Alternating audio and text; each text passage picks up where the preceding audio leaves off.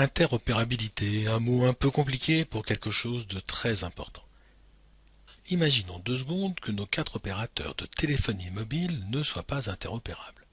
Cela voudrait dire que pour téléphoner à quelqu'un abonné chez Orange, il faudrait être soi-même abonné chez Orange, et ainsi de suite.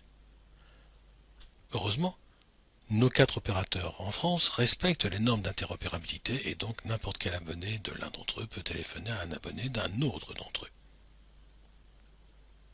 Alors en informatique, la question se pose aussi. Vous recevez un document qui ne s'ouvre pas, vous le signalez à votre expéditeur, qui s'étonne, mais ça ne résout pas le problème. Pour ouvrir un document reçu par quelqu'un, pour travailler à plusieurs, on pourrait se dire on va avoir le même logiciel. Mais cela nous priverait du choix des logiciels. Rien qu'en traitement de texte, il y en a tellement.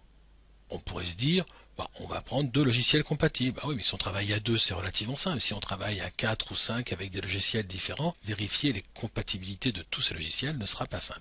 Donc, la bonne solution, ça sera d'utiliser un format ouvert et un logiciel respectant les normes.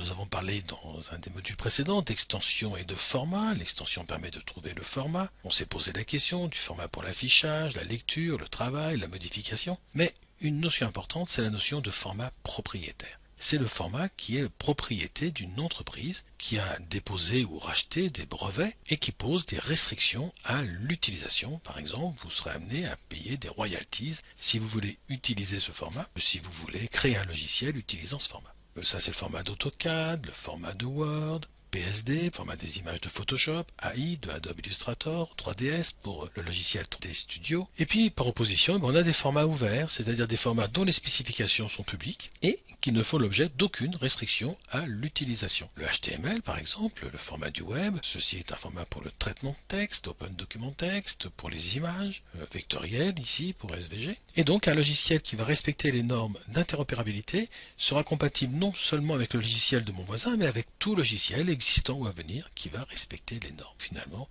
dans le choix d'un logiciel, l'interopérabilité, c'est bien sûr un critère essentiel.